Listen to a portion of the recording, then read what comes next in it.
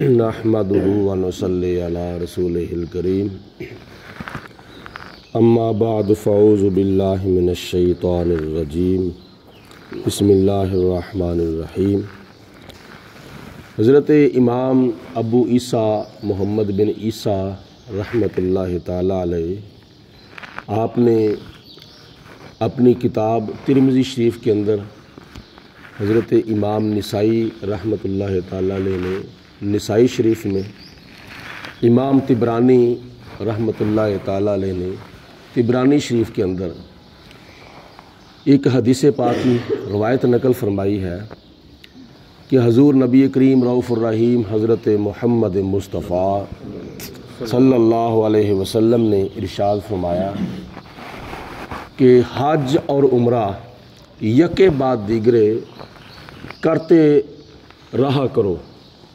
यके बाद दीगरे का मतलब ये है कि एक के बाद दूसरा, दूसरे के बाद तीसरा, तीसरे के बाद चौथा करते रहा करो, क्योंकि इन दोनों का फ़ायदा और फजीलत ये है कि हुज़ूर अलैहिस्सलातु वस्सलाम ने फरमाया कि जिस तरह भट्टी जो है वो लोहे को साफ़ कर देती है और सोने और चांदी की मैल कचैल को साफ़ कर देती है, और इसी तरह ये दोनों काम यानी हज और उम्रा जो है ये बंदे की मोहताजी और बंदे के गुनाह इस तरह दूर कर देते हैं। जिस तरह लोहे की भट्टी जो है वो लोहे के जंग को दूर कर देती है और सोने और चांदी की मैल कचैल को दूर करके इन दोनों चीज़ों को साफ़ कर देती है, इसी तरह हज और उम्रा बंदे की मोहताजी दूर कर देता है और बंदे के गुनाह जो है वो इस तरह दूर कर देता है।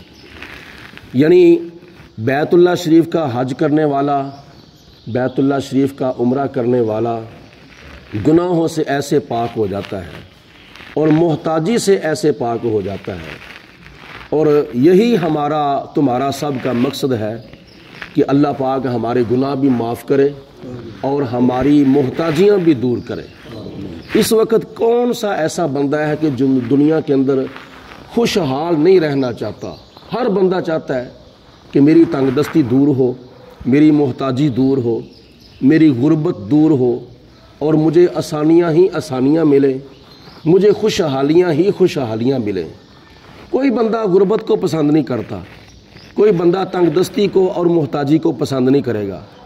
तो नबी पाक अलैहिस्सलातु वस्सलाम ने मोहताजी से बचने के लिए और गुनाहों से बचने के लिए इरशाद फरमाया कि बैतुल्लाह शरीफ का हज करते रहो और उम्रा करते रहो, जितनी देर तक अल्लाह पाक हमें तुम्हें तौफीक दे तो करते रहना चाहिए। और ये भी याद रखें, नबी पाक अलैहिस्सलातु वस्सलाम ने इसकी बड़ी वईद और बड़ा नुकसान बयान फरमाया है कि जिस बंदे के ऊपर हज फ़र्ज़ है, जो बंदा साहिब इस्तात है, वुसअत होने के बावजूद, साहिब इस्तात होने के बावजूद अगर कोई बंदा ज़िंदगी का फ़र्ज़ अदा नहीं करता, यानी खाने काबे का हज नहीं करता, तो नबी पाक अलैहिस्सलातु वस्सलाम ने इरशाद फरमाया कि उसकी हमें कोई परवाह नहीं है, वो मरने से पहले यहूदी हो जाए या ईसाई हो जाए। यानी ऐसे कर लो कि उसका ईमान ख़तरे में है। जो बंदा जानबूझकर हज फ़र्ज़ होने के बावजूद हज नहीं करता, हुज़ूर अलैहिस्सलातु वस्सलाम फरमाते हैं कि वो मरने से पहले यहूदी हो के मरे या ईसाई हो के मरे, हमें उसकी कोई परवाह नहीं है। तो ईमान एक ऐसी दौलत है जो सिर्फ़ और सिर्फ दुनिया में काम नहीं आती, बल्कि मरने के बाद भी कब्र के अंदर और हशर के अंदर काम आएगी। अगर कोई बंदा मरने से पहले इस दौलत को ज़ाया कर लेता है, यानी अपना ईमान ज़ाया कर लेता है, तो फिर दुनिया के अंदर जितने मर्ज़ी वो नेक अमाल करे, कब्र के अंदर वो कैसे कामयाब होगा, हशर के अंदर वो कैसे कामयाब होगा। और ये हर बंदे की ख्वाहिश है कि मैं खुशहाल हो जाऊं और मेरे पास माल हो, मैं मालदार हो जाऊं, मैं साहिब माल हो जाऊं, मैं किसी का मोहताज ना रहूं, मैं तंग दस्त ना रहूं। उसके भी तरीके नबी पाक अलैहिस्सलातु वस्सलाम ने और काफ़ी बयान फरमाए हैं। मोहताजियों से बचने के लिए और भी काफ़ी अमाल है, उनमें से एक अमल तो हज और उम्रा है।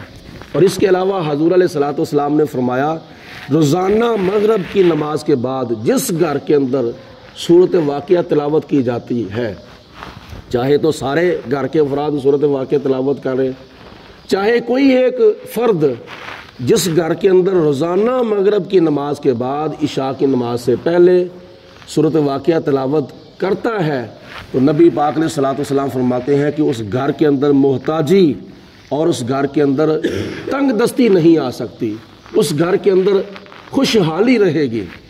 اور اس کے علاوہ حضور علیہ الصلوۃ والسلام نے فرمایا کہ جب تم اپنے گھر میں داخل ہو، صبح کے وقت، شام کے وقت، کسی وقت بھی باہر سے جب تم اپنے گھر میں جاؤ تو اپنے گھر میں انٹر ہوتے ہی اپنے گھر والوں کو السلام علیکم کہا کرو، چاہے گھر میں چھوٹے افراد ہوں، چاہے گھر میں بڑے افراد ہوں، چاہے گھر میں بہنیں ہوں، بھائی ہوں، بچے ہوں، بچیاں ہوں، چاہے گھر میں بیوی ہو، اکیلی بیوی ہو، اگر خامد اس کو سلام کرے گا تو اس کے اندر بھی کتنا فائدہ ہوگا۔ السلام علیکم، گھر میں داخل ہو کر گھر والوں کو سلام کہنا۔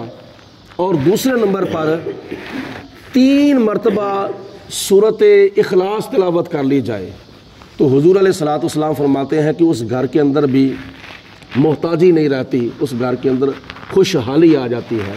یہ عمل کیا ہے؟ مغرب کی نماز کے بعد سورۃ واقعہ تلاوت کرنے سے کتنا ٹائم لگتا ہے؟ 5 نہیں تو 10 منٹ لگ جاتے ہیں۔ اور گھر کے اندر بندہ جب داخل ہو، گھر والوں کو سلام کرے تو اس کے اندر کتنے پیسے خرچ ہوتے ہیں یا کتنا وقت لگتا ہے؟ چند سیکنڈ لگتے ہیں، کوئی پیسہ نہیں لگتا۔ لیکن ان اعمال کی برکت سے اللہ پاک بندے کو محتاجی سے بچاتا ہے، تنگ دستی سے بچاتا ہے، خوشحالی عطا فرماتا ہے۔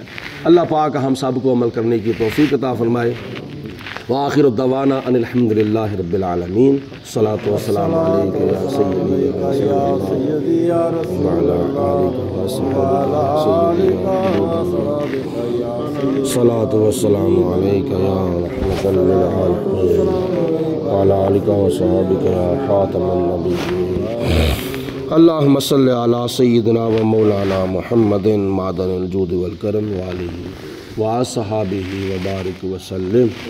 اللہم ربنا انزل علینا مائدۃ من السماء تکون لنا عیدا لاولنا وآخرنا وآیۃ منک وارزقنا وانت خیر الرازقین۔